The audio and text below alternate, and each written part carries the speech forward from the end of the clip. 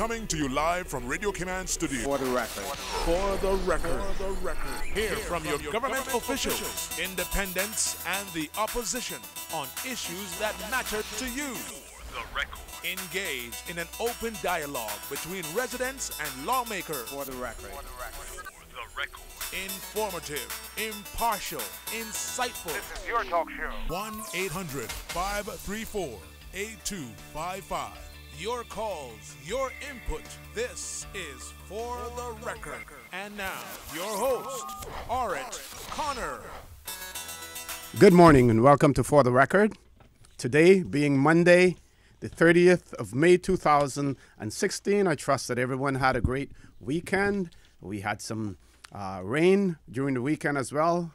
And I'm sure that the grass, the plants, the trees, they're all thankful for that. We're extremely thankful for that, as well. And no doubt we will get more of that as the season comes along. I want to thank you for allowing For the Record and Radio Cayman into your homes, into your places of work, into your vehicles as you traverse the roads of the Cayman Islands. Of course, For the Record is a show produced by the staff and management of Radio Cayman, and it is geared towards keeping you abreast of issues as they arise and play out on the local, regional, and international scene. I am your host, Orit Connor, and you're welcome to join me every Monday, Wednesday, and Friday from 7:30 a.m. until 9:30 a.m.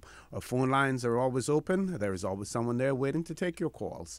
You can call us on our toll-free number provided courtesy of Flo. That toll-free number is 1-800-534-8255. You can also call us on 949-8037 and at 949-6990.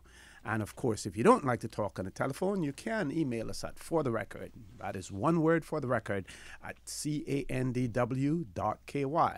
For the Record would not be possible without the support of our lawyer sponsors. For the Record is brought to you by Caribbean Alliance Insurance Company Limited. Tomorrow Secured. Call them at 949-9744 or visit them at Alista Towers. Seaboard Marine with 35 shipping routes including from Houston, New York, Miami, and Jamaica. Visit seaboardmarine.com for shipping schedules and more. Seaboard Marine, shipping shore to shore. Fidelity Bank for all your banking and pension needs. Call or visit a Fidelity branch today. And the Cayman Reporter. Caymanian owned, 100% independent, and 100% free. So pick up your free copy today, or you can log on to www.caymanreporter.com. We're happy to have in the studio with us again this morning the Honorable Tara Rivers, Minister with Constitutional Responsibility for Education, Employment, and Gender Affairs. We also have in the studio with us Chief Officer in the Ministry, Mr. Kristen Suku, as well as the Acting Chief Education Officer, Ms. Lynette Monteith, and we hope that she will soon get her Oscar for acting and become permanent in that position. We know that the Minister is limited in terms of what she can do about that, but we're sure that Ms. Lynette will, qualify for that post when it comes around.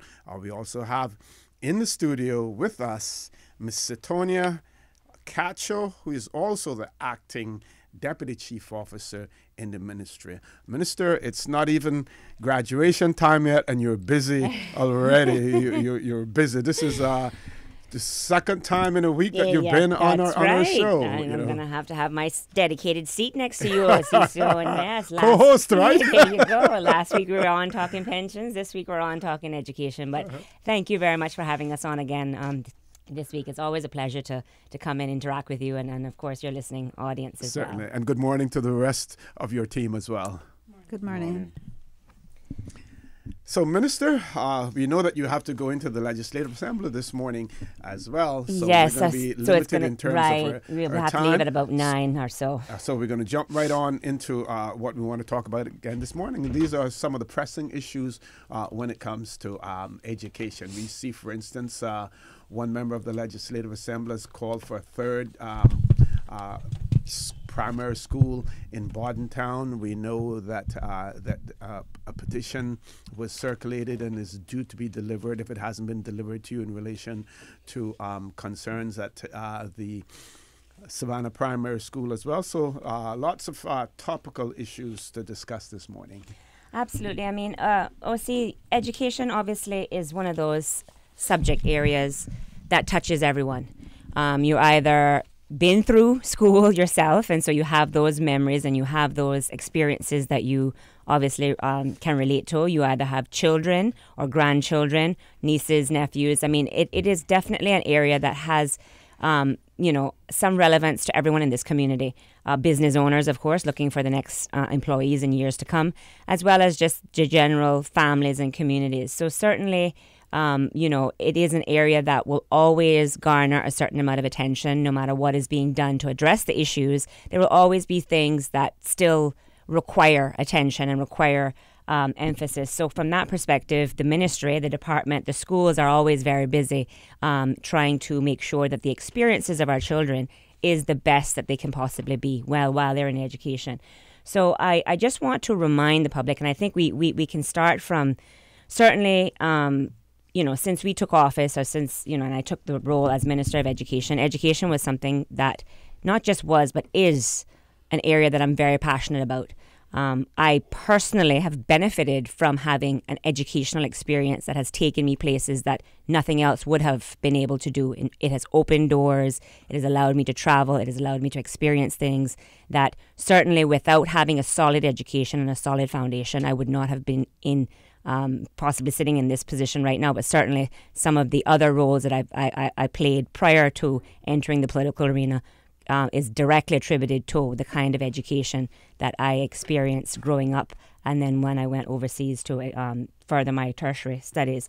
So it is something that I'm extremely passionate about. I'm extremely passionate about trying to make sure that our children get the best possible education while they're on our shores to be able to compete, even if they don't ever decide to go overseas, as some students decide to just do their tertiary education right here in the Cayman Islands. We want to make sure experience from cradle to the grave, so to speak, in education is the best quality that it can possibly be.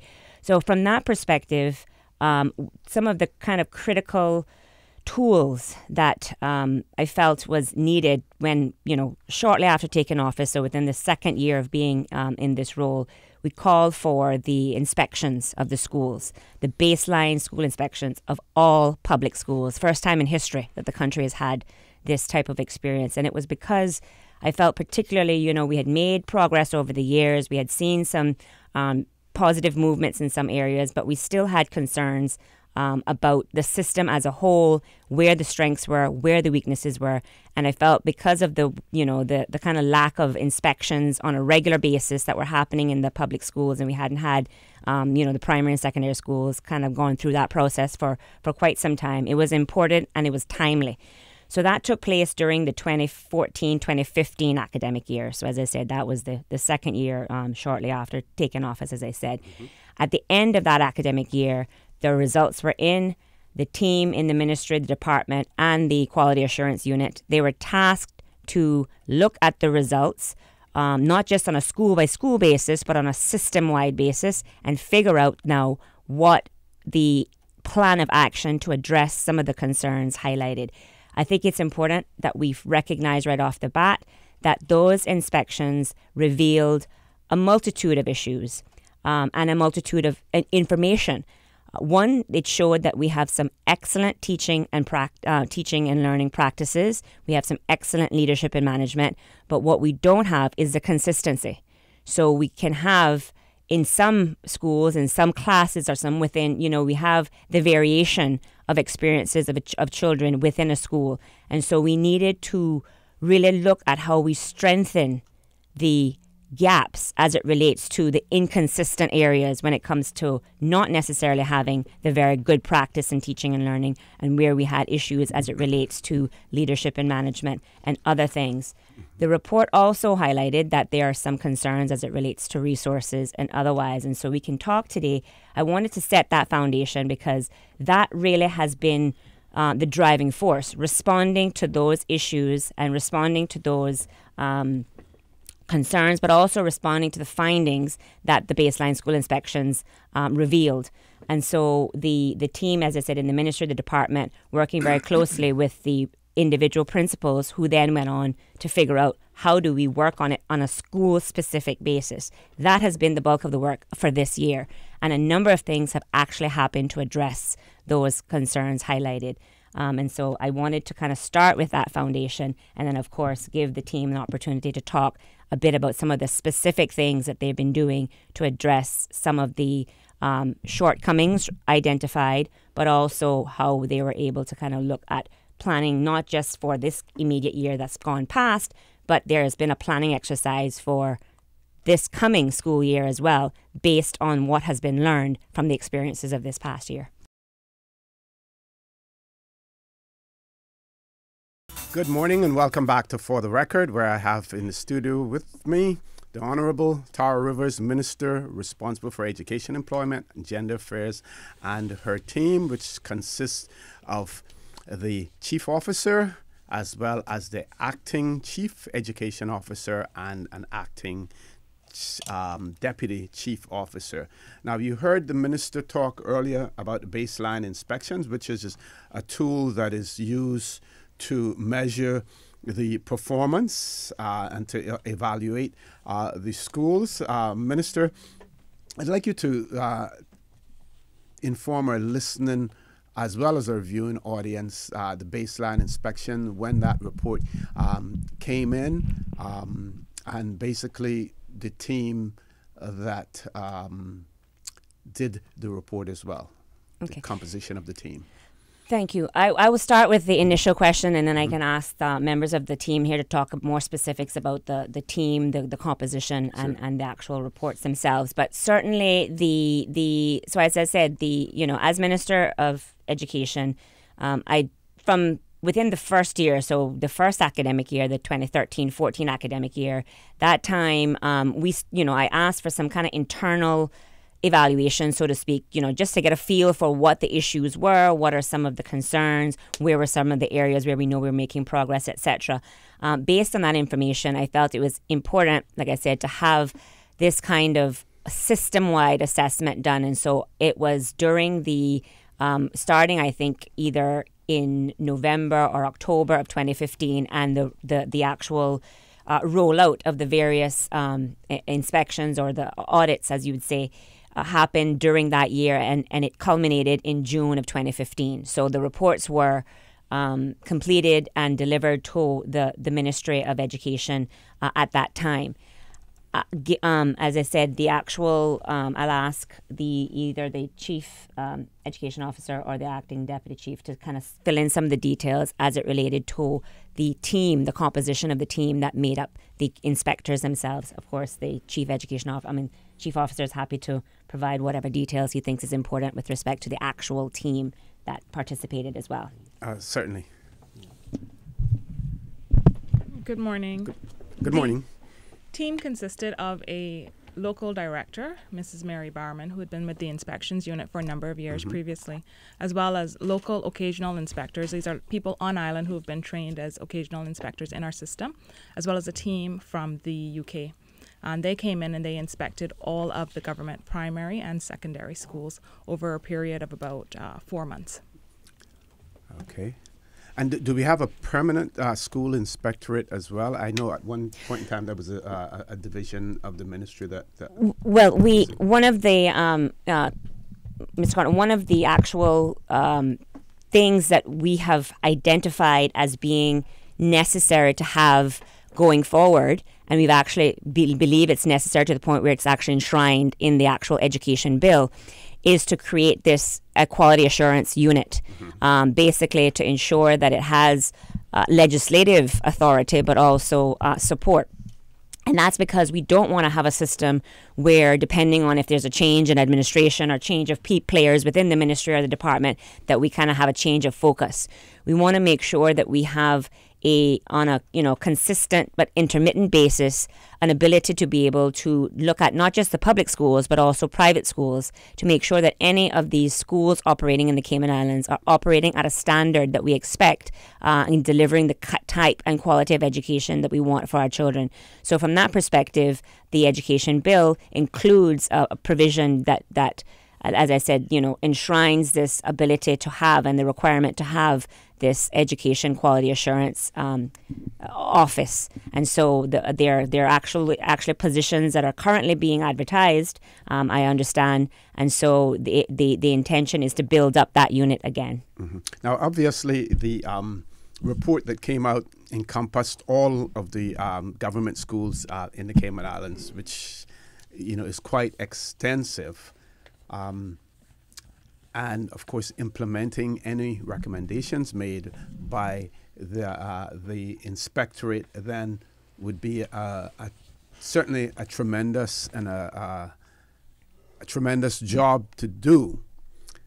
Can you tell our listening audience what some of the things that have been done since that report has come out? So certainly, as I said, I'll start with kind of giving a broad overview, and I would certainly ask the members of the team, and that's why I have them here today, to provide some of the specifics, because one of I think, the ministry, the department, the schools are doing a tremendous amount of work, as you said, to try to address the issues highlighted. But what we're not doing is getting that information out to the public as often as I think we should. And because now we know it's a topical issue again, I wanted to take this opportunity to really drill down on some of the specifics. So as I said, when we first opened, the first response to these inspections were to come up with an actual targeted plan of action to deal with it.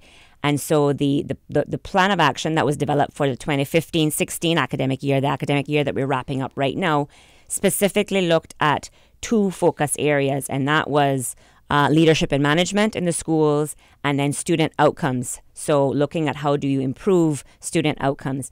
Of course, as I said, the inspections, but also research will show that two of the key focus areas that we should be looking at focusing on in terms of trying to impact the overall outcomes of students in schools are strengthening leadership and management and strengthening teaching and learning experiences. So this year there's been a tremendous amount of emphasis and effort on professional development.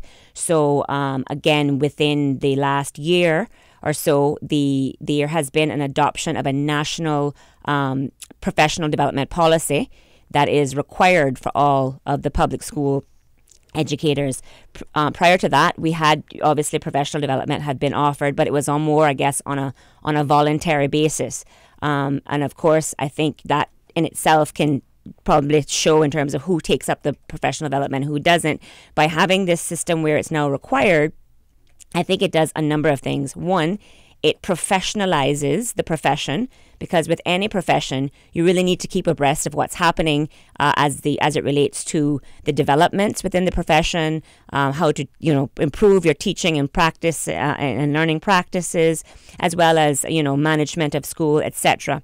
Of course, as I said, the issues that are being faced in society are becoming more complex. That, of course, is reflected in the schools, because a school is really a microcosm of the society at large. And so the educators need to be continually prepared or on a regular basis to deal with some of these challenges. And so the professional development policy was a critical plank in trying to address concerns about people having the kind of relevant skills to deal with the issues of contemporary society.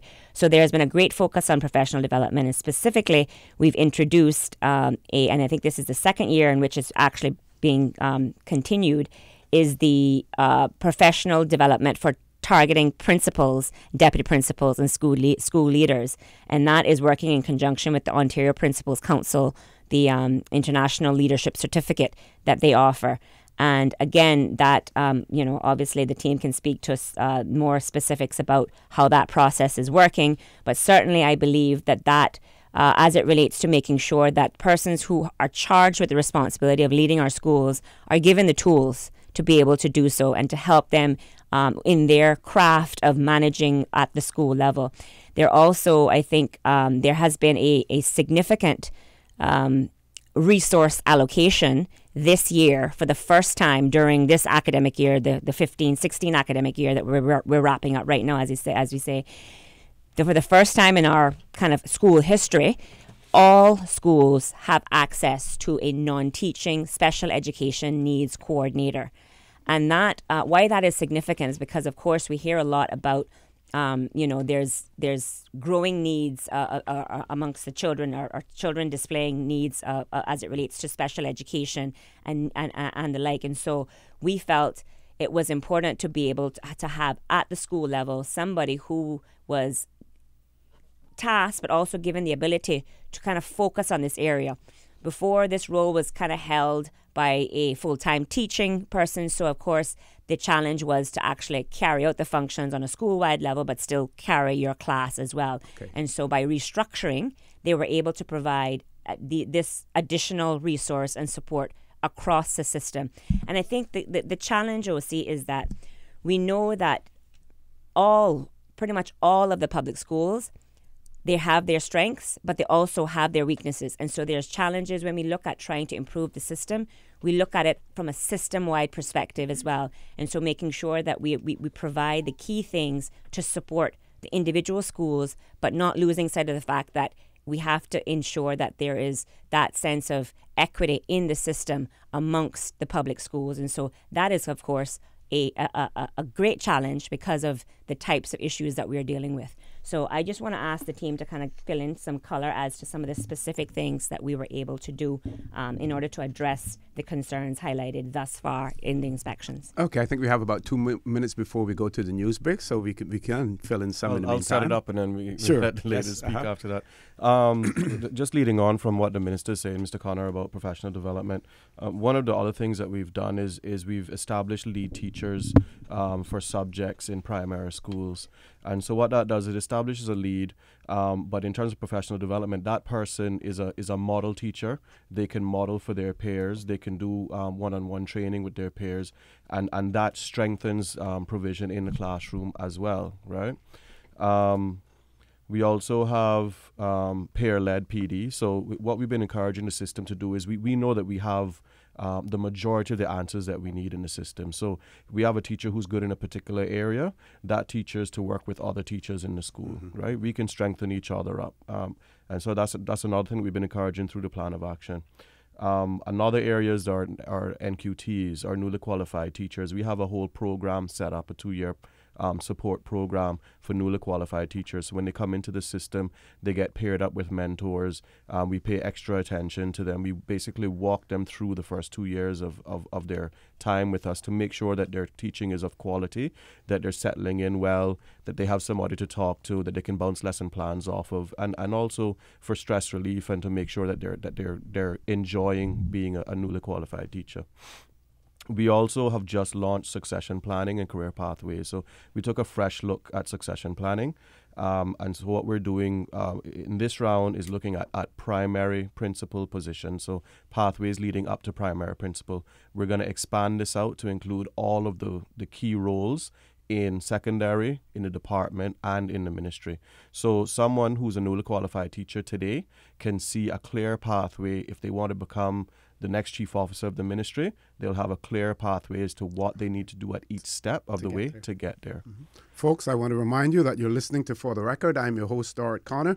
My guest in the studio with me this morning is the Honorable Tara Rivers, Minister with Constitutional Responsibility for Education, Employment, and Gender Affairs, as well as her Chief Officer, Mr. Kristen Suku, the Acting Chief Education Officer, Ms. Lynette Monteith, and the Acting Deputy Chief Officer, Ms. Sitonia Catchell. Please stay tuned. For the Record, we'll be back immediately after the news. Good morning and welcome back to For the Record. For those of you who are just joining us, I want to remind you that we have in the studio with us this morning the Honorable Tara Rivers, Minister responsible for Education, Employment, and Gender Affairs, as well as her support team. The Chief Officer in the Ministry, Mr. Kristen Suku, the Acting Chief Education Officer, Ms. Lynette Monteith, and Ms. Sitonia Catchell, who is the Acting Deputy Chief Officer. And we're discussing education in the Cayman Islands. We started off by discussing the baseline inspection report on government schools that was delivered in June of 2015. In September of that year, the ministry responded and gave comments in relation to that inspection. And one of the points And one of the topics that they addressed was, how will government support schools to improve? And it stated then that the ministry has produced a comprehensive action plan for all those involved in the education of our children. This includes ministry and DES personnel as well as school leaders, and provides a clear delineation of accountability. It will be closely monitored to ensure accountability from all concerned. Schools will be required to submit a regular update on their action plans and to evaluate the impact of the actions they have taken. The Education Bill 2015, once finalized and passed into law, will provide the legal framework to ensure that educators are held accountable for all standards students achieve, and will recognize the need for schools to have the required support and resources to carry out their job more successfully. School inspection provides the evidence for what needs to be done. The new education law will provide the legal backing to ensure that schools and the DES and the ministry work together to follow through on the recommendations so that our students can have access to the quality of education they deserve. That was in September of 2015, and that statement was made, Minister. Sure, and that's very consistent with what I said earlier today. Yes, so yes. Thank you for drawing that for the benefit of the listening public to say exactly that this has been a kind of deliberate rollout of work strategy to address the concerns, as I said, that were highlighted in their inspection reports. Of course, there's always a concern about, are things happening as quickly as possible or as quickly as they should be? And especially as you're talking about resourcing and addressing some of the resource issues that we know exist. Now, we know that we know that they exist now as is identified in the inspection reports, but they have existed for quite some time.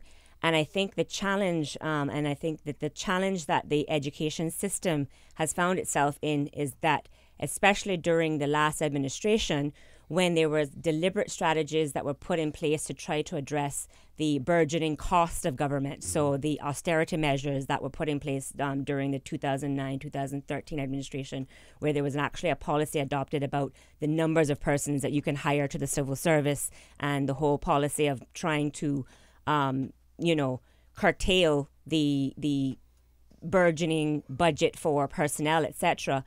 The issue is that education was not ring-fenced from that policy. And so what happened was the same impacts that happened system-wide with respect to numbers of persons in the system falling as a result of not being able to hire when persons left. That type of policy has had, I believe, a negative impact on some of the kind of frontline personnel availability, so to speak, as we're experiencing today.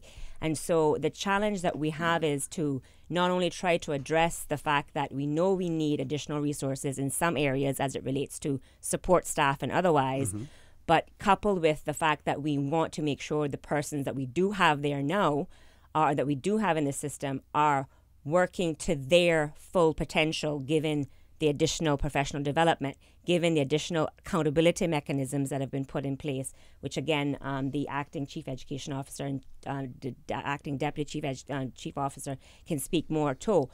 But so these are some of the challenges that the government is facing when we talk about actually trying to address the wanting to increase the resources. We know that this issue has happened over many years, and we know that the solution in terms of putting the additional resources in all of the schools that is needed, because again, we have to take a system-wide approach to this. It's not going to happen in 1 year. As much as I, as Minister of Education, would like it to happen, as much as I have advocated for having a large as possible piece of that budget pie as it relates to education, as it relates to staffing, the reality is that this is the last year, hopefully, that the government will have to work within the very stringent guidelines set by the FFR as it relates to expense ratios and otherwise. And so we were, we've had to try to find very creative solutions to try to address some of these resourcing gaps. But as I said, the focus and the literature will bear out that the focus that the ministry has been, and the department and the schools have been looking to do with respect to strengthening leadership and management and strengthening the experiences through professional development and restructuring where necessary to provide the kind of support in the SEN, the special education needs coordinators and whatnot. That is a strategy that we were able to implement immediately. And then we will look this year coming to look at ways to find other solutions to some of these other gaps that still exist. Okay. One of our one of our listeners has written in and says the baseline inspection report highlighted school management as being good. Said they had a good grasp and they had have a good plan, but without resources, a plan can't go anywhere. The person also says, I agree with the minister, with all the minister said in her opening comments, and he commends her for that. The key word she mentioned was consistency, and what we're asking for will help to establish consistency in teaching and learning. Yes, I mean, I think that again, that's the key is the trying to address the issues from a holistic fashion. And that's really what we're trying to do with respect to putting in place not just a plan for plan's sake, but it is a targeted plan dealing with the targeted issues identified. And of course, as the writer has rightly pointed out, consistency is key, because irrespective of which school your child attends, be it Northside Primary to Sir John Acumba Primary, the experience, the quality, the level, the type of experiences should be equally good. And I think that's that's certainly the approach, that's certainly the challenge, that's certainly the opportunity that the Department of Education Services has with respect to making sure that this type of interventions and emphasis is placed on raising standards across the system, so that the children of this country will benefit. And of course, as I said, the actual supplementing with additional resources on top of making sure the resources that exist currently is firing on all cylinders and making sure that they are actually doing what they can to achieve what they should be achieving. That is the role that the plan of action with respect to the new reporting mechanisms and accountability mechanisms, because that was an issue that we heard, and that came through clear as well too, is that there was some issue with respect to the consistency of the accountability, who's responsible for what and how, and if things didn't get done, who would be, taking responsibility, and how they actually would translate to performance management, etc. So all of these things have been strengthened through the plan of action. But of course, as I said, the challenge is trying to find ways to get the additional resources that we know the system needs, but we have to do so certainly within this next budget here. We've had to do so in a very confined and constrained way, given the challenges that the government is still having to try to navigate with respect to getting the approval of the budget from the Foreign and Commonwealth Office. Despite the surplus that has been Despite indicated? the surplus, because it's not so much a revenue issue, it's more of an expenditure issue, and it's making sure that we keep within those specific ratios, and that's the challenge. And as I said, we, unfortunately, as a government, when we first took office, we inherited that framework. And from our very first budget, we've had to work towards making sure we stay within those ratios, or we work towards actually achieving the target set. And I'm happy to say that as a government we have, and we will be able to demonstrate in this budget that we have. But as I said, and of course, as Minister of Education, as with every other minister, you go in and you advocate for the most you possibly can. And I can say hand on heart, and my colleagues will attest to this, I advocated as much as I could and as profusely as I could to get as big of the pie as possible to address some of these issues which we know exist. But again, it is about making sure that we as a whole, as a collective, can deal with all of the priorities that the country is facing. And of course, From my perspective, education is key, and I will continue to do what we can to try to find ways to partner with the community. We've got some great partnerships. You'll hear me talk a lot about public-private partnerships. I personally believe that's the way to go, even within education, because education, as I said when we opened this conversation, touches everyone. Everyone in this community should feel a vested interest in participating in the education process in the country, either by donation, either by getting involved with your school, your local school, your child's school. We have a great example of a partnership that we just recently launched, and I think it's a good time to kind of remind the public in case they hadn't heard about it. We've got a performing arts center, which is being slated to be developed over the summer at the Georgetown Primary School. That came as a direct partnership with the PTA, with the Georgetown Primary PTA and Davenport Development, which is who's kind of leading a consortium of developers to provide the materials and to actually do the construction. And the ministry is partnering with them to provide the necessary mechanical equipment and whatnot to make the project functional. I just highlight that to say that these kinds of solutions, thinking outside the box, trying to draw the community in as much as possible to be a part of the solution is certainly, I believe, the way forward. Government must continue to focus on education. We must continue to place emphasis on doing what can be done to create the best possible public education system possible. But of course, I don't believe that we as a government should be looking to do it in isolation of involving the community. And so from that perspective, I certainly welcome the kind of community participation that we've been getting, certainly since taking office. Folks, I want to remind you that you're listening to For the Record. I'm your host, Stuart Connor. My guest in the studio with me this morning, the Honorable Tara Rivers, Minister with responsibility for education, employment, and gender affairs, as well as her support staff, the chief officer in the ministry, the acting chief education officer, and the acting deputy chief officer. When we come back from the break, we're going to have the team here talk and tell you, our listening audience, about the new committee that has been formed to address special education needs and disabilities in the Cayman Islands. So please stay tuned. For the Record, we'll be back shortly. Good morning. Welcome back to For the Record. We're going straight to the phone lines. Caller, good morning. Welcome to For the Record. Good morning, Mr. Ortiz. Good morning, sir. How are you? I'm fine. Good morning, Mr. Rivers. Good morning. Mr. Rivers. Good morning, Chief Officer Al. Morning, sir. I don't know if you have anybody else on there with you. Yes, we have the acting chief education officer, Ms. Lynette Monteith, and the acting deputy chief officer, Ms. Setonia Cacho, with us as well. Good morning to both of you. Good morning. Morning. Question is, why are we still debating our education system? Every administration, this happens. I mean, I remember Alden had it as the education minister. And, oh, God, he was going to do the hell world and all. Nothing happened. The boys still wearing their pants down by the knees. I think what happened here, we lost sight. We lost control of our system, our education system. What we need to do, I think, is to scrap the human rights laws and put discipline back in our schools. Our schools have no discipline, and that's why the kids can't learn. That is my opinion only. But that's what I see is wrong, because every 4 years we keep debating a new system of education.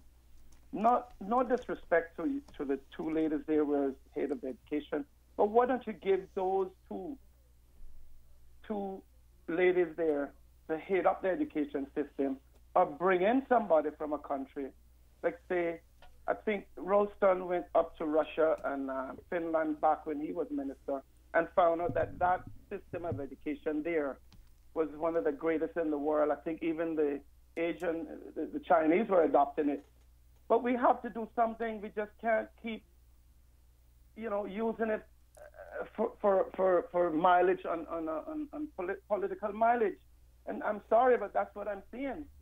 It's always the Minister of Education get on the radio or get in the public and keep debating what we need to do, what should be done. But nothing is being done to get our education system back to where it is.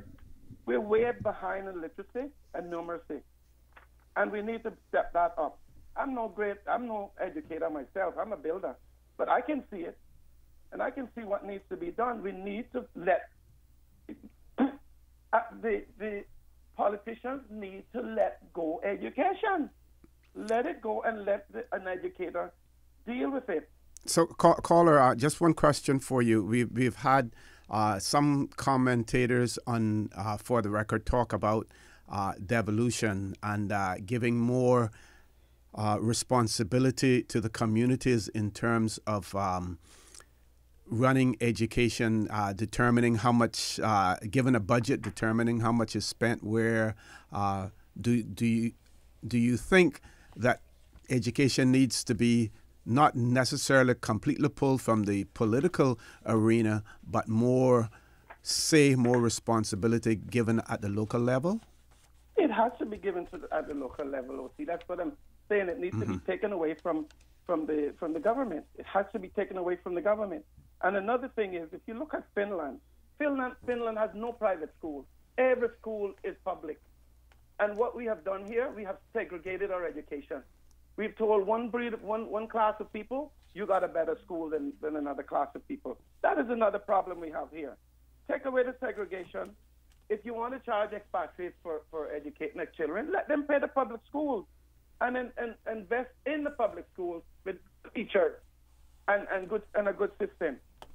That's my opinion on what I'm seeing here, because and I've been around quite a while. I'm over 60 now, and I can go back to Mr. Truman Borden had the education system as an education minister, and now we are 2016 and nothing changed. We are regressing. Okay. We got kids coming out of school now, they just can't read, they can't do arithmetic, they can't do math or whatever. That is not improvement in a country that we have progressed financially with the global world. That is ridiculous. Caller, I want to thank you very much, and I want you to continue to listen in as our panel here will respond to your comments. Thank you very much, caller. Panel? Thank you, caller. And first of all, I just want to say that I actually agree with what the caller said about the fact that education should not be a political football. And from the very beginning, if the caller and other persons will recall, and that's why I thank you for going back to the release and the discussion back in September of last year, when we talked about the plan going forward and the consistency of that compared to what we were talking about today. Education can't be a political football. And certainly upon taking office, I made it very clear that the initiatives and the efforts that preceded me as minister, I would continue to support, especially those that we know that were bearing fruit. Where the gaps were, and there were some significant gaps identified, especially in the area of special education needs and disabilities and otherwise, we would be looking to focus on those and building those. So just for the benefit of the caller and the listening public, again, I want to reiterate that the plan to address these issues was not developed by myself as minister.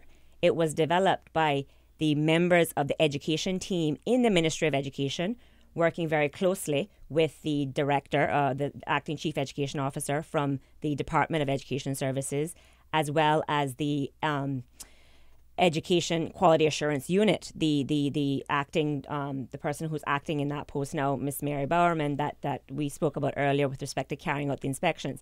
That was the action plan for 2015-2016.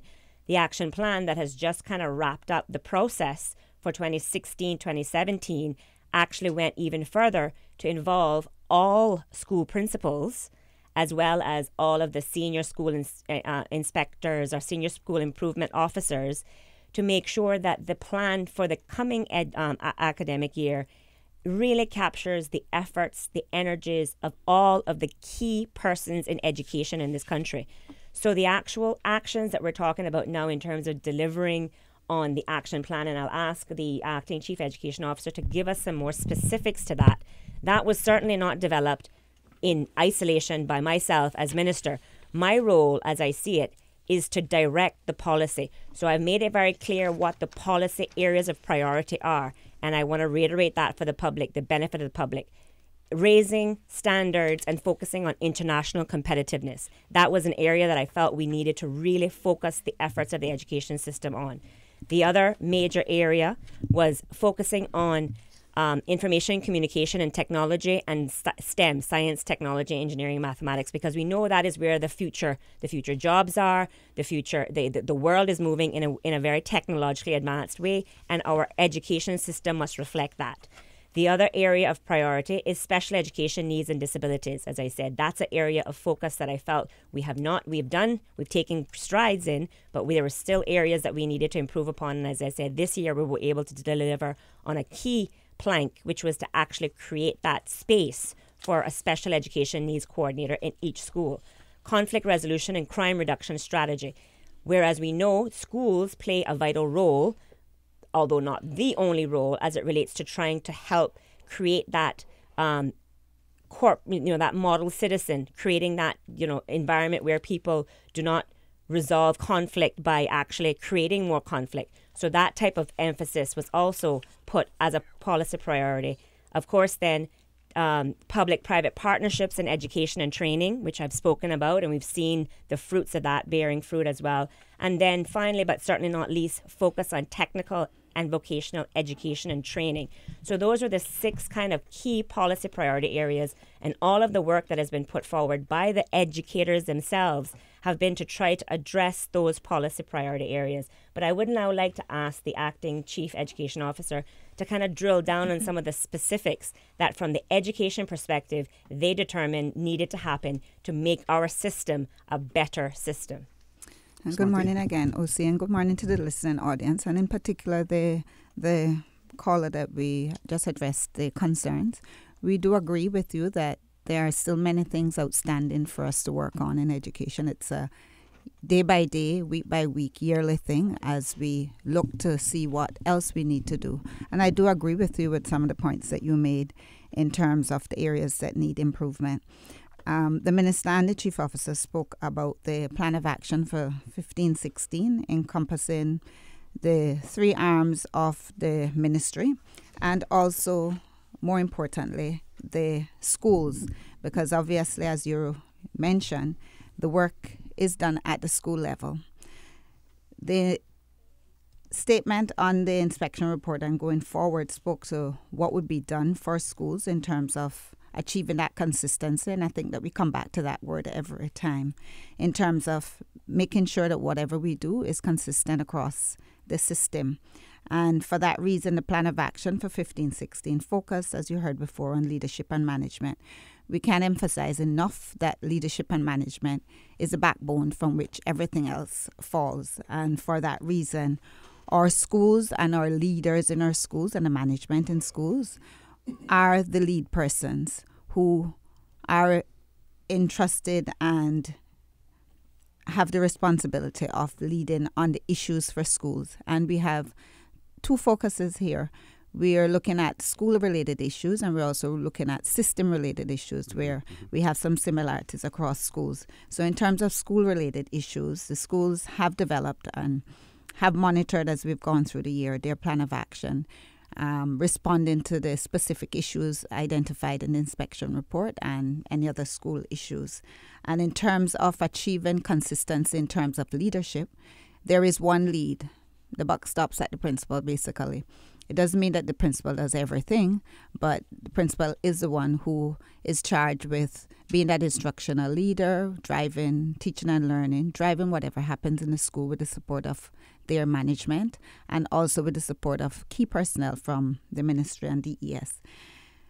As we looked at what was needed for 15-16, we first had to look at what was working well, because I think that you look at your strengths and look at building on those strengths, and that was across schools. And then the principals work together to collaborate and to share their good practice. And it may be that something that went well in one school could have been tried in another school. And I must say that that collaboration has been a strength of our work this year in terms of principals working together.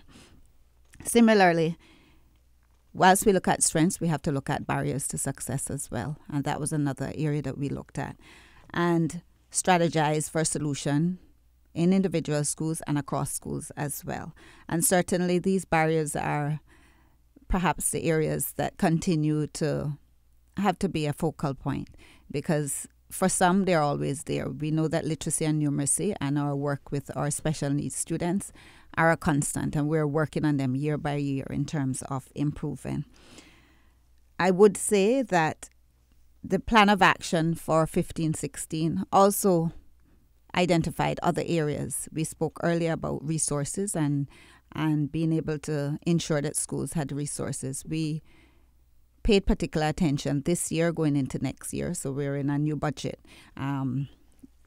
year now. So we looked at what we needed for next year. Certainly we put that forward, and we'll see what happens at the end of the process in terms of what we can do. But I think the point has to be made here that it is about system. Whilst we're looking individual schools as well, we need to look to ensure that all schools are equitably provided for, so that we're not disadvantaged in any school, but certainly we do know where our issues are with regards to resources. So in terms of our plan of action, that plan of action for 15-16 focused on the inspection and what was needed. And I must make one point here. In terms of our students, yes, we still have issues with literacy and numeracy.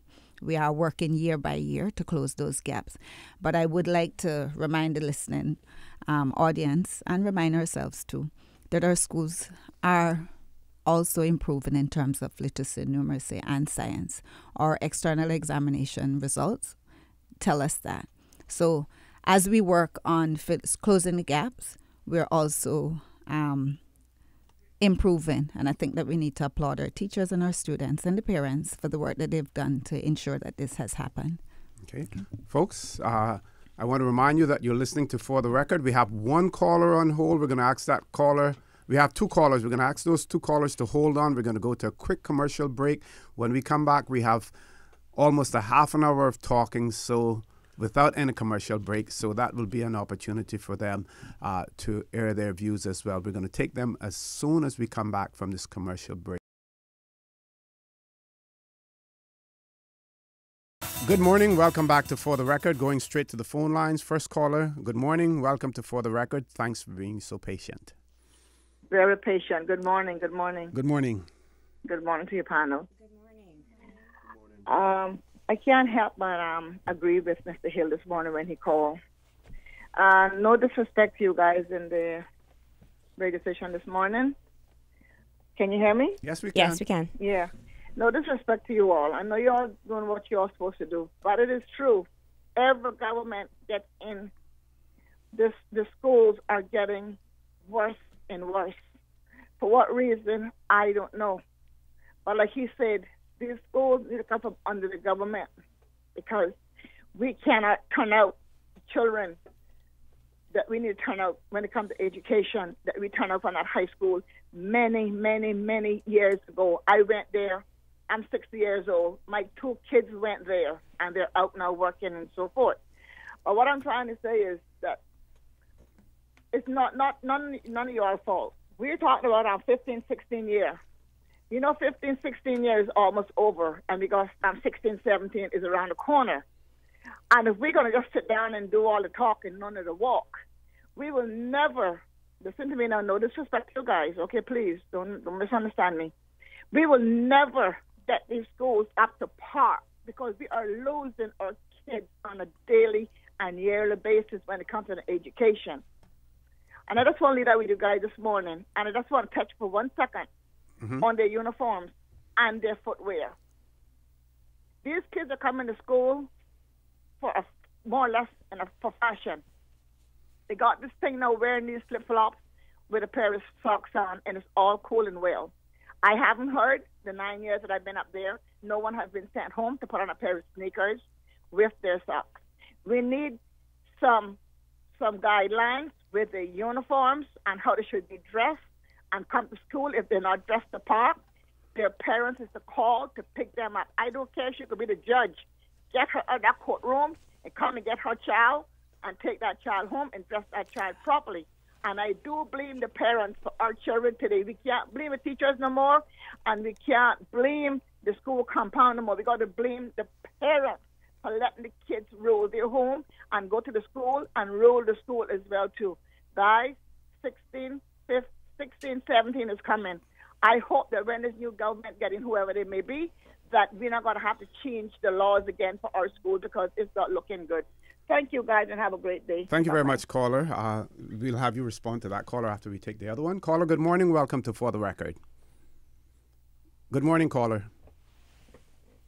Mrs. Monteith, and good morning to Mr. Saku. Just a couple of questions and a quick comment. Can you guys share with us publicly what the overall budget for education is in the Cayman Islands? That's the first question. Second question, do you think that that is enough, whatever the number may be? I believe we might be over $100 million all in spent on education. But the reason why I'm asking that question, first of all, is because there is nothing more important. Miss Rivers, you have, in my mind, the most important ministries and portfolios being that of education and labor. But it boggles my mind when government after government, and with the greatest of respect to your colleagues and the civil servants in the studio, we hear about resourcing issues for education.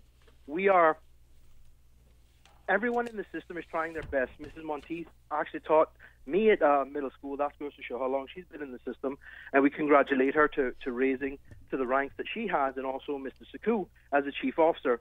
But if we've reached the point whereby resources is the excuse that we use year after year after year, and we don't put the effort, the resources, and give the education ministry, the education department, and the teachers the tools in which to succeed, because they play a vital role along with parents, as we all know, so I won't get into any of that. It just blows my mind that this isn't a priority for the government.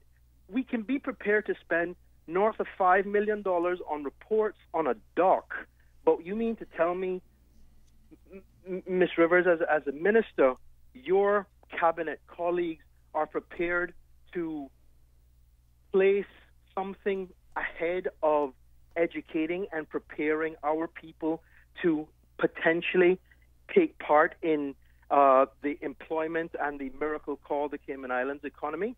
We've been having this conversation for so long that it's almost as if I just need somebody to explain, how does the priority list of the Cayman Islands government get put together? Because we can send $500,000 to Dominica in their time of crisis, but we've got parents and PTAs calling into businesses, reaching out to individuals like me, asking me to sponsor paper so that they can have paper to photocopy chapters and they don't have textbooks and so on and so forth. Now, that is a systemic issue, or that's a failing of the system, and I keep hearing that it's a resourcing issue. But, Ms. Rivers, you are possibly the most important person in the cabinet because you have a wafer-thin majority. That gives you leverage. You've always had the leverage. So how is it everybody else is more important and every other subject is more important than arming, educating, and preparing our people to take part in the Cayman economy? We've done a fantastic job of failing our people for at least a decade. It is embarrassing when you have those to our shores come and say, well, I can't hire Caymanians because they're not ready, because they're not this and they're not that. And then you hear the education department or the education ministry say, we don't have resources. What will it take, Minister Rivers, for you and your colleagues to finally put education and the preparation of our people as the priority instead of fanciful projects that don't yield the sort of return that preparing our people via a first-class educational system would do? We've been prepared to spend $110 million on a school, but I'm not talking about a physical infrastructure. I'm talking teachers, teaching assistants, the relevant behavioral therapists, educational therapists, whatever it is you need to get the job done. So I would just like in a perfect world, what would it take for education to become the priority for this government and for future governments? Because hearing that we don't have the resources is not good enough, especially when you have the same government telling us how well they're managing resources and that we have a surplus. So, caller, I'm going to ask you to leave us there. Yeah, no problem. Thanks. Have a great day. Thank you, too. One more caller. Caller, good morning. Welcome to For the Record. Good morning, Mr. Connor. Good morning, sir. How are you? Good morning to your guest, the minister, and her and her staff. Good morning. Mr. Steve Morning, sir. McFeel. Yeah, I agree with the caller, especially Mr. Hill, and the last caller and the caller before. Minister, if you look at the history of education, if you are interested in history, because history tells us where we came from, and it will tell us where we are and where we're going. If you look at the history of education, the education for poor people in this country has always not taken priority. And in fact, education itself has not been a priority. When Andrew Malcolm came here in the 1830s to start the first public school in Borden Town, the school was segregated. And when he said, I'm not going to teach segregated schools, and he said, what I will do, I will build a loft up on top of the school so the black children can go up there and they can listen and hear the lessons. The establishment said, no, you can't do that. You had to charge them 6 pence a piece. Well, it was just after emancipation. They didn't have 6 pence a piece to send their children to school, and he left. And then we had Jared Wood, who was a Jamaican trained teacher. He came here and he tried to bring education across the board, and he had to leave and go back to Jamaica. And then in 1921, when he had the first Education Act, and we had the first inspector of schools, the government of the day refused to fund the education system. And then in the 1950s, my mother and other parents had to parade in Georgetown to be able to get a school and a proper system. And so when I hear you say that the policy of education is for the minister, I don't agree with that. Every minister comes have a different policy. And so every 4 years or every 8 years or whatever it is, it's a different policy. Education should belong to a board of education that should be setting a policy, the curriculum, and all those things in school, and the ministry should be helping funding that. And when I hear you say that you're short of money, but then you have $200 million surplus, and like the other guy said, when you're going to build a $200 million pier and the airport and stuff, I wonder where the priority is. But it doesn't surprise me. It doesn't surprise me at all, because I remember this is what Haig Borden said about education. When Roy Borden came, who's now president of the UCCI, when he came and he came with his education, and he was teaching history in school, they pushed him out. And the only job he could get was working with coconut car rentals. And I guess during the busy time, he was supposed to be manager, but I guess during the busy time, he had to wash the cars as they were passing. And Haig Borden passed there and saw him washing the cars. Oh, that's what Haig said. And this is what Haig said. Yes, he says, I hear that Roy Borden has a master's. I don't know what ship he's captain of. I don't know what ship he's captain of. But whatever the master's means, I saw him washing cars at coconut car rentals. And if that's what education means for you, I don't want anybody in Cayman to be educated. And so that is how the whole attitude of education has been. The poor people have been always left behind. And this minister come and say, well, it's this, it's that, it's books, it's discipline. You need to get out of the education business and put the education to the education board, and then you need to fund them and give them the resources they need. Unlike the caller said, what we're doing is building. We have already started a separatist system here in education.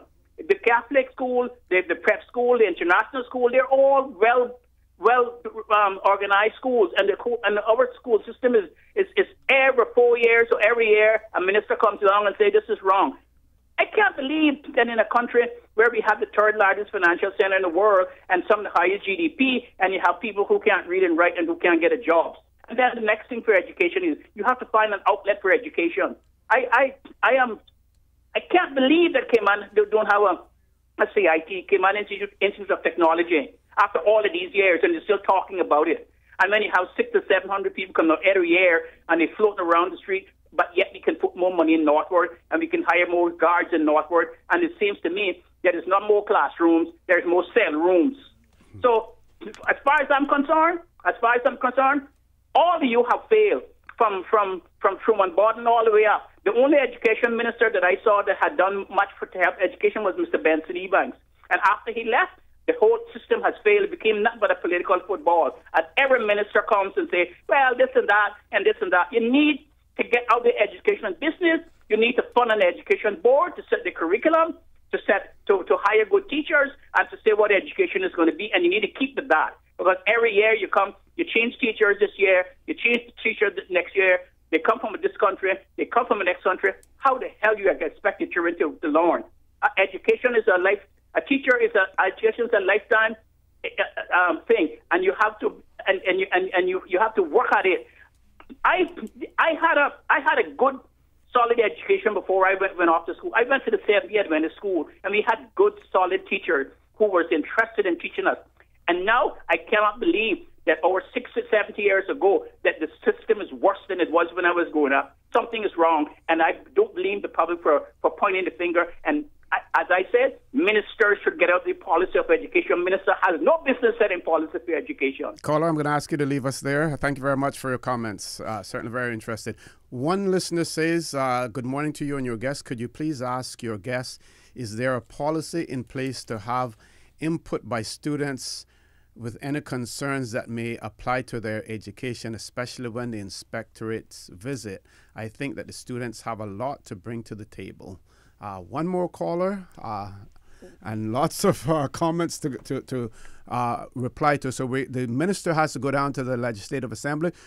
Some of the staff will remain here. We're going to take one more call, and then we're going to give the minister opportunity to respond to all of the comments that were made. Caller, we're going to ask you to be as brief as possible.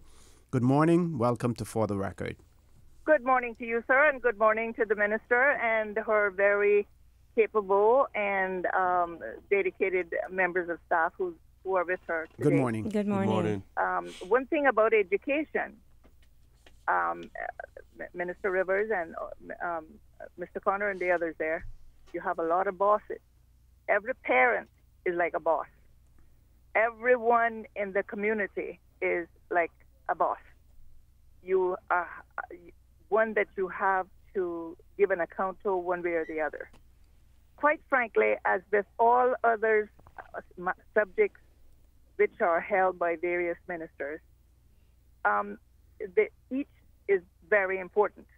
But of course, education is very important, and I'm going to make this very short. I want to say to you that I have observed, I have 3 grandchildren at the high school, John Gray High School. And so I've been involved in that school for a number of years. And I can tell you right now that I've sat in my car sometimes for 2 and 3 hours, just sitting there, having done what I needed to do at the office. And I am pleased to tell you that I have seen positive changes at John Gray. Not only in the way that most of the children were attired, but also in the manner in which even the way in which they walked around the compound. Most of them were, and these are children, and I looked at each of them and I thought, I see a lot of improvement in this school. Mm-hmm. And so what I'm saying is, not everything happens overnight. I want to say thanks for everything that you're doing. You have to accept children at the high schools and the public schools, no matter what their background, what their family life might be, what the environment they might be growing up in. It's not like some of these other schools, private schools, which are, you have to pay a lot of money to be in there. But they can determine who they're not going, who they will accept or who they will not accept. So all I'm saying this morning, I want to take the time to congratulate you. It's a difficult subject. There are many people to respond to or to answer to. So I want to simply say thank you. Thank you very much, caller. Thank you very much, Minister. Thank you very much, caller. And I think the opening statement was probably the most profound statement. Education has lots of bosses, and that every parent sees themselves as a boss, certainly of their child, and so they want to make sure that their experience for their child is the best. And of course, they look to the system of which their child attends school. And just want to say thank you for not just recognizing, but highlighting that you have seen as a grandparent of a child in one of the high schools, at least, the changes that have been put in place by the education team. And again, I want to stress these solutions are education team driven. I just want to, and forgive me, Mr. Connor, if I don't get to all of the issues. I know that we were trying to one write. had to do with the overall budget. One budget, one to do with the right. So I'm going to start with the questions from the last, moving forward to the first.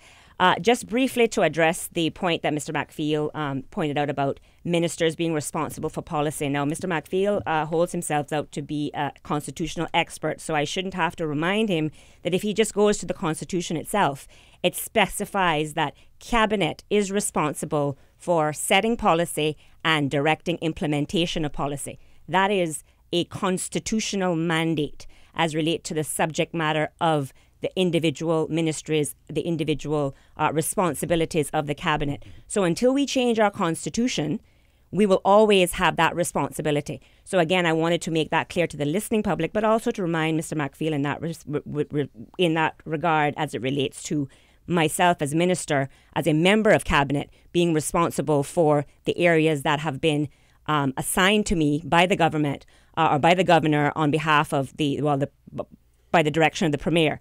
So again, unless we want to have a change with respect to who is responsible for policy, that will have to be reflected in our Constitution. So my view is consistent with what our Constitution requires. The other point, but to the point about a board of education, no, the other report that we didn't speak about thus far that was also commissioned the same time as the schools inspections was a look at the governance model of education. And that specifically was to address the concerns that we've been hearing, and certainly a concern of mine as well, as to where should the administration of education best lie. So we have that report.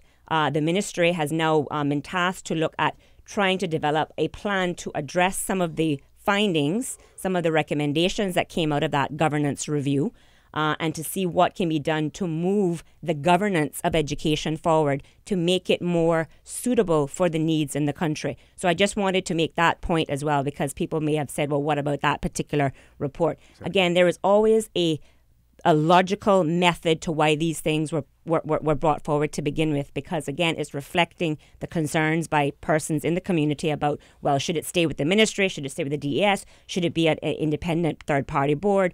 All of these are valid questions, and all of these are areas where the ministry and department and the educators themselves are tasked to find the solutions. So as it relates to the actual responsibilities of who is to carry out education, as the acting chief education officer said in her remarks earlier, the buck really should stop at the principal's level. I remember that's when, we didn't even know about anything beyond the school level when you're in school. And as it should be, they should be supported and continue to be supported by the department and the ministry team as necessary. But certainly when it comes to actual developing the strategies, developing the actual programs, that is and should be, and certainly has been since I have assumed this role as minister, that is the domain of the educators and the education professionals. With respect to policy, as I said, I go back to the fact that the government is charged as a constitutional responsibility to set policy, and I certainly have been very active in trying to look at those areas. Again, but that is not formed in isolation. That is formed as a result of the information that has come to me through the inspections, but also through other work that has been done previously. So from that perspective, that is how the approach to education has been. As it relates to the budget, as I said before, as I said in opening this every government or every minister has the responsibility for the area and the subject matters that they're charged with.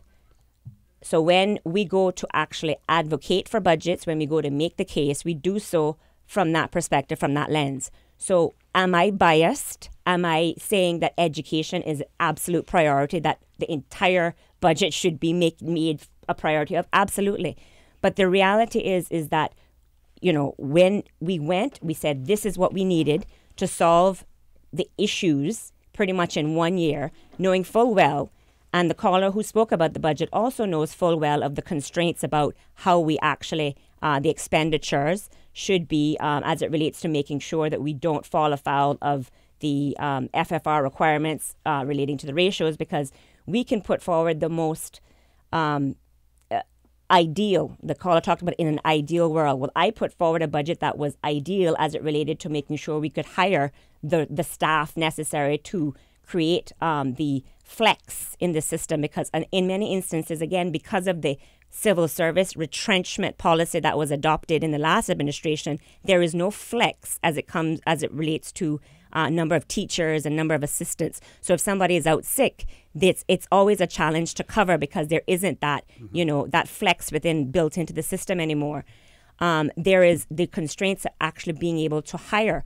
So what we have done is we have found creative ways to try to budget to, if necessary, buy in those resources. So it is something that is, to my understanding, to my knowledge, I stand to be corrected if somebody has details going back to, decades that I'm not aware of.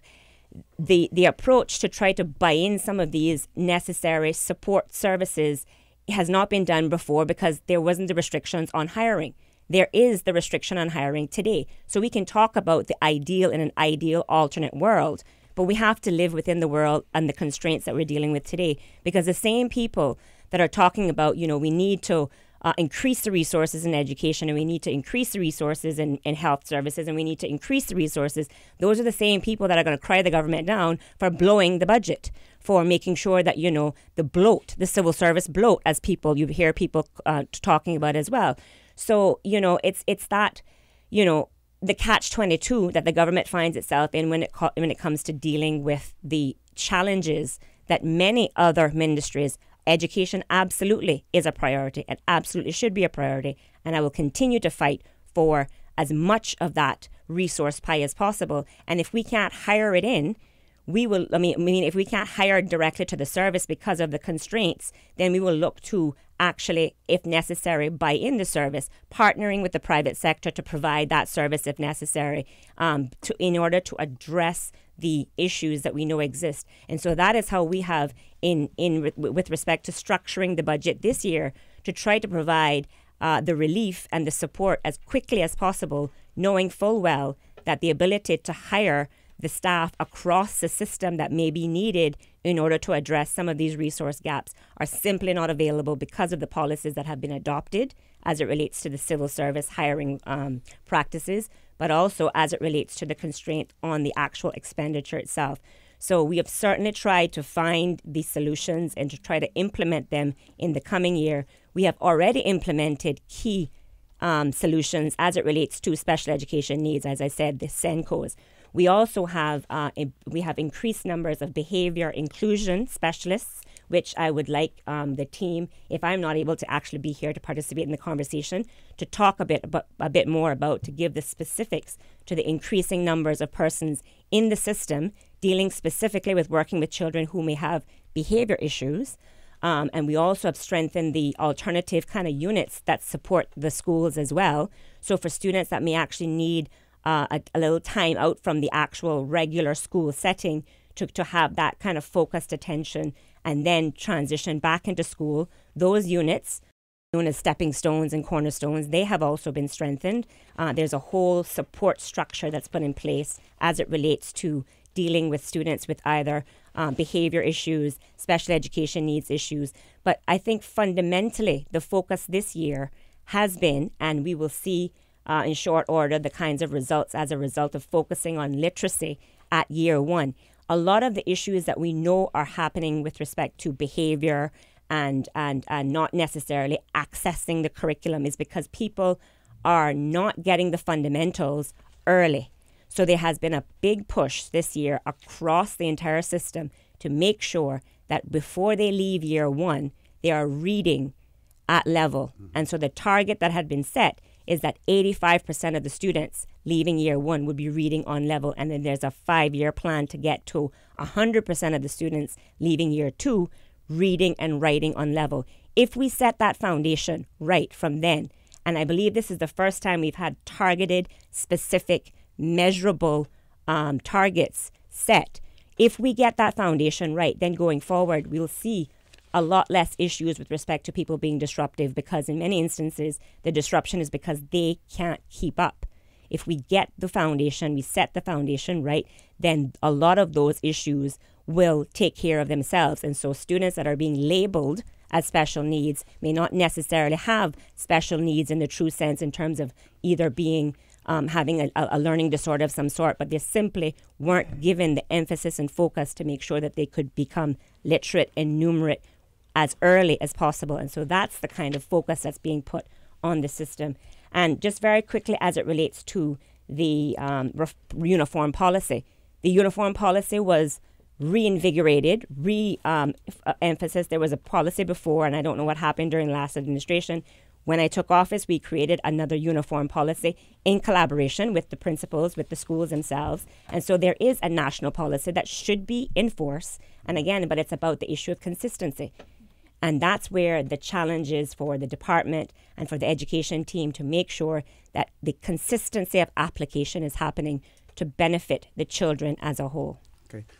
Folks, well, Minister, I know that you have to leave to head down for the opening of the Legislative Assembly. I do, and I apologize. I'm probably already running a bit late, but certainly the members of the team can fill in some of the details. Certainly, and thank you for being here, as well.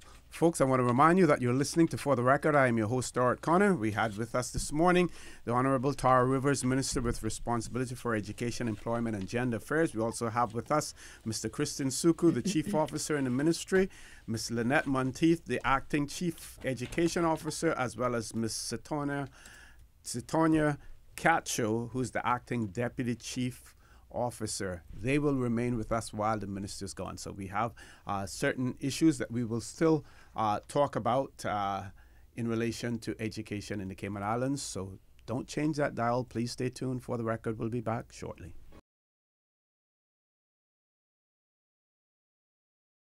Good morning. Good morning. Welcome back to For the Record. We now have in the studio with us the Chief Officer in the Ministry of Education, Employment and Gender Affairs, Mr. Christian Suku. Also remaining with us, the Acting Chief Education Officer, Ms. Lynette Monteith, as well as the Acting Deputy Chief Officer in the Ministry, Ms. Sitonia Cacho. Folks, we want to talk about the new committee that has been formulated to address special education needs and disabilities. I'd like you to elaborate on why the ministry has chosen to form this group. And then we also want to talk about the special education needs coordinator who has also been hired on a full-time basis. Okay, thank you. Since the beginning of the academic year, we've put in place a new committee dealing specifically with special education needs. It's important to say that a lot of the issues that we see children coming to school, they manifest themselves in the school environment, but they don't necessarily, they're not necessarily a product of the school environment. It's not an educated-related issue. We're seeing more and more that we have increasing cases of students with mental health issues. We see that there has been, over the years, a breakdown of the family structure. These things impact children and their behaviors when they come to school. And so I want to start off by saying when we're tackling these types of issues, we need to look at it from a holistic perspective, and it's not just an education perspective. So that's a good point. Yeah. A lot of people don't realize that, and they blame the education system, but they have to realize that the roots lie elsewhere. Yeah, they manifest themselves in the school environment, but are not necessarily a product of it. Nonetheless, they are our children, and we need to put their needs first. Certainly. So this committee looks at the quality and effectiveness of provision for those students, and like I said, in a holistic way. So it looks at mental health provision, and it requires a lot of partnership with the Health Services Authority, the Children and Family Services, and a lot of other agencies, both public and private, to meet their needs. There's three parts of this committee that they're focused on. The first is setting up national policy and guidance. It's very important that we have the policy and guidance so that we're focused specifically on our priority areas. It's very easy to kind of try to do everything at once and end up not doing very much at all. The second thing is ensuring the quality of that provision in schools. And Minister Rivers said it earlier, we're looking across the system. So we do have limited resources, so it's making sure that the resources we do have are applied in an equitable manner across the system. We also want to promote collaboration and communication. I said earlier, it's a multifaceted issue. It requires partnership with health services, children family services, a lot of the private centers, counseling centers on island. So that's what the committee is focused on. Okay. Anyone else wants to add anything, Mr. Suku? Yeah, Mr. Connor, I just want to add a couple of things. Okay. In relation to some of the points that the callers made, but in general in terms of education. Sure. One of the problems, to be frank, Mr. Connor, with education is that when you say what the issue is, there's always a strong enough contingent that will say you're just making excuses. So when we say parental involvement is an issue, or you're just blaming the parents. When we say we want to strengthen teaching and learning in the classroom, we want to strengthen school leadership, oh, you're blaming the teachers and the principals, right? We need a system that is robust. Now, what we don't need is to fool ourselves into thinking that what we have is a failed system. And we constantly do that. We constantly say, oh, it's not working. And just to the caller's point about establishing a national board, that in and of itself is a policy change being extrapolated by the person who's saying we shouldn't have any more policy changes, right? And I don't want people to take me the wrong way, but you know me, Mr. Connor, I like to shoot straight, Sure. right? At the end of the day, we have a system that is performing better than it's ever performed before. But the system is doing that at a time when families are more strained than they've ever been before. SEN needs are being identified at a faster rate than they've ever been identified before because we are doing a better job of evaluating our students. Behavior problems are manifesting themselves at a higher rate than ever before. Schools do not create bad behavior. Schools deal with bad behavior that comes to them. What is the cause of the bad behavior? It might be that the child is frustrated because the child has a learning need. It might be that the child did not eat food today, right? And that is not the parent's fault, 9 times out of 10. That's because we have an economic situation to deal with. So there are social issues that come into play. We also have to admit in this country that there are mental health issues that come into play. The same way that you and I can experience stress and that stress can become unbearable is the same way that our children experience stress. But we haven't yet gotten to the point where we will say that an 8-year-old can have the same level of stress that I have. But that 8-year-old has the same access to information that I have.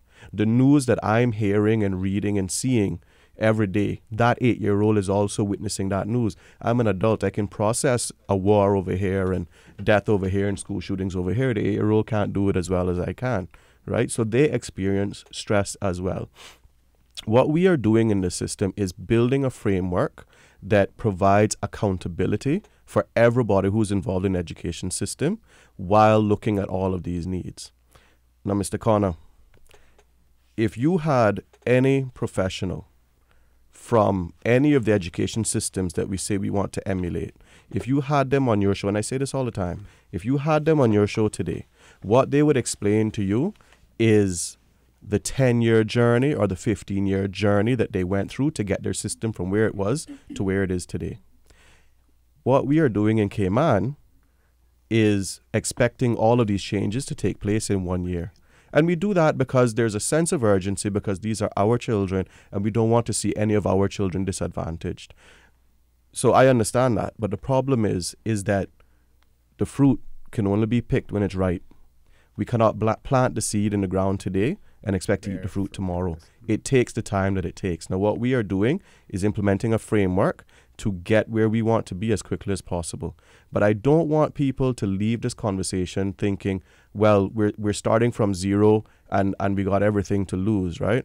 The vast majority of our children are well-adjusted, well-performing children. The education results bear that out year after year. So one of the foundations of the framework that we're putting in place is data-driven results, right? We're not going based on, well, this is what we feel, this is what we think. We are testing, we are looking at the data, we're analyzing the data, and we're letting the data lead us where we need to go.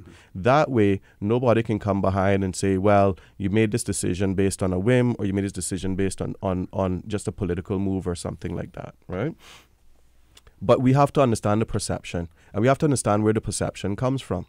For example, the ministry sent out a good news story last week We had to send it out twice because nobody in media picked it up except Radio Cayman. Okay, because it was good news. Okay.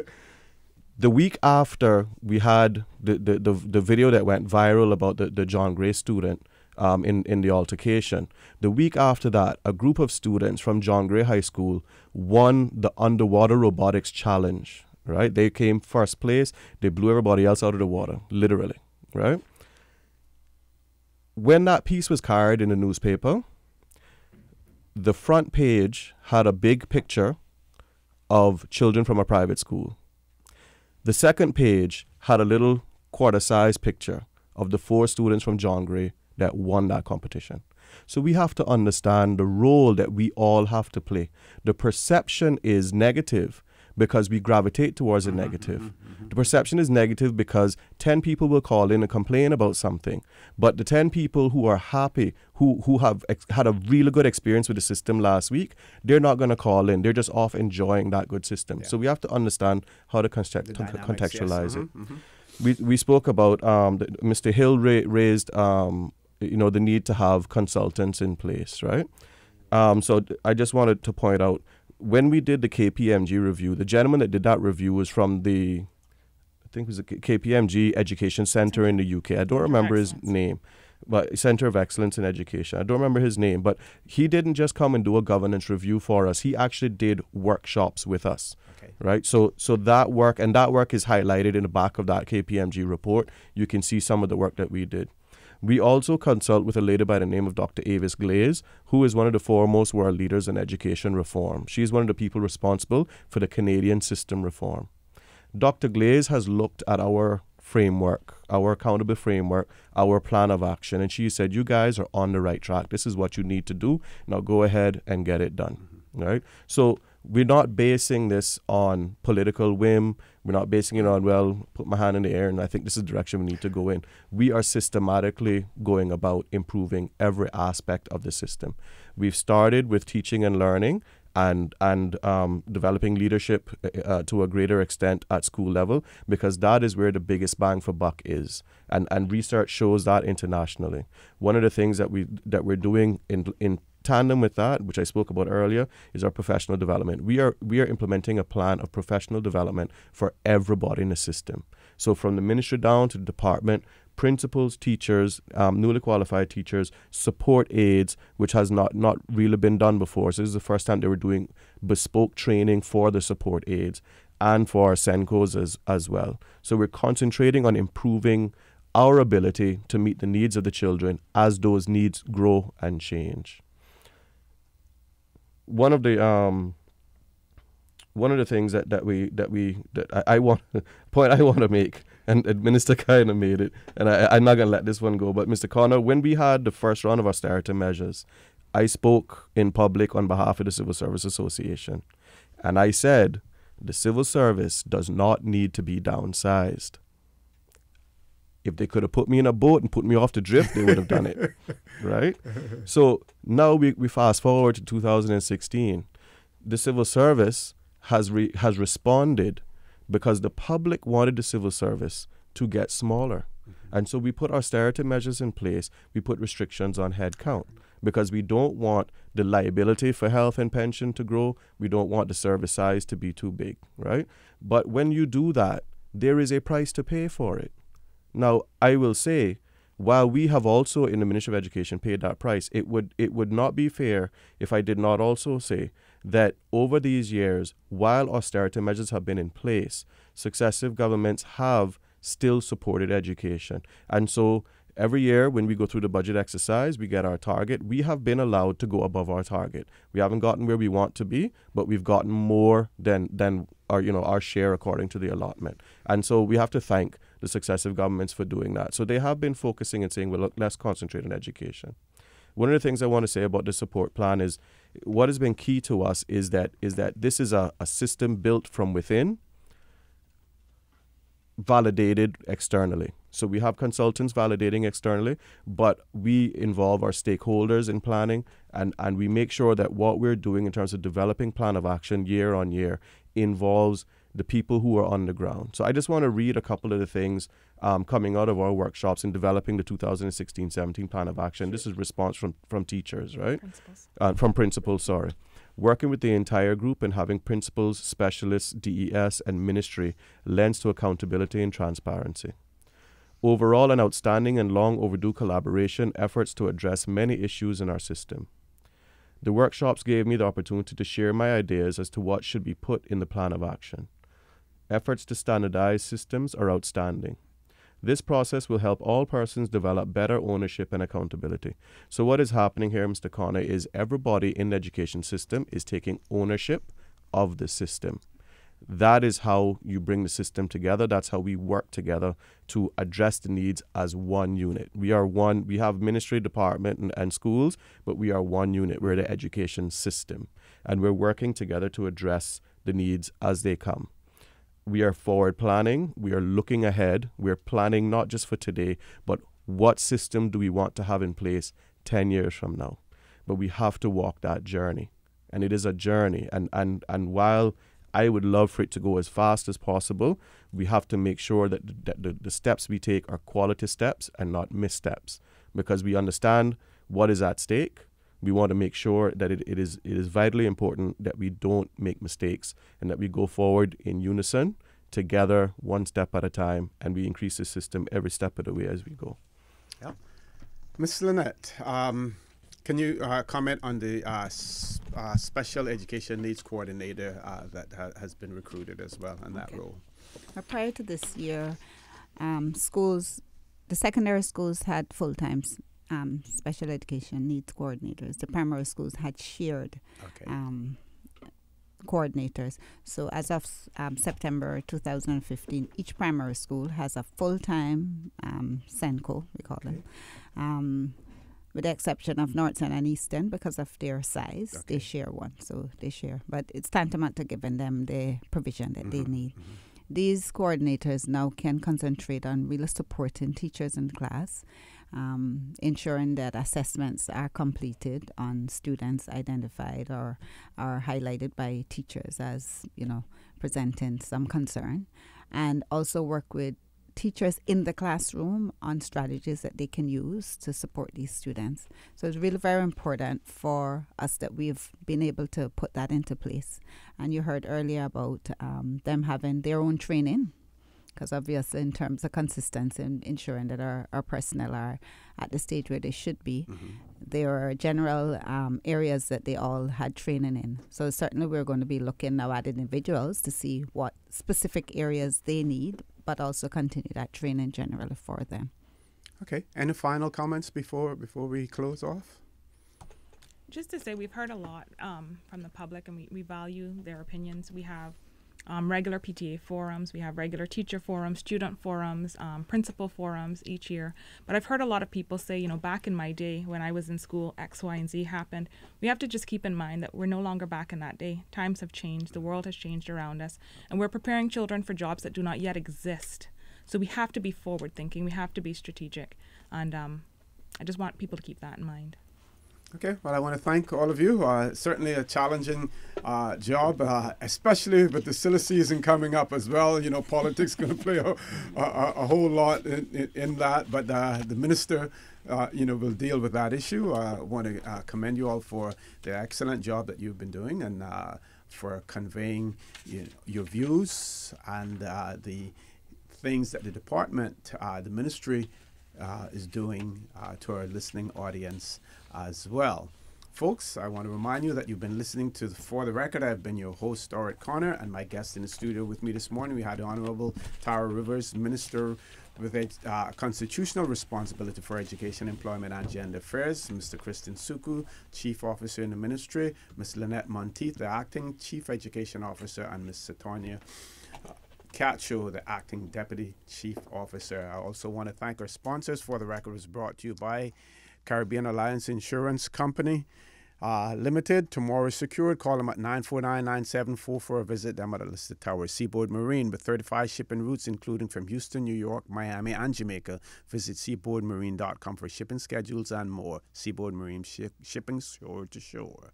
Fidelity Bank for all your banking and pension needs. Call or visit a Fidelity branch today. And of course, the Cayman Reporter. Caymanian owned, 100% independent, and 100% free. So pick up your free copy today or visit or log on to www.caymanreporter.com. I also want to remind you that we are our brothers and our sisters keepers. There is always someone out there who's less fortunate than we are, and I ask you to extend a helping hand to them. If you can't do that, then I suggest you donate to a worthy charity. We always want to consider those who need, not necessarily those who want. I say to you, have a great day. Continue to listen to your radio station, Radio Cayman. Join Sterling Dwayne Ebanks at 12 noon for Talk Today. Have a great day, and may God continue to bless these three beautiful Cayman Islands.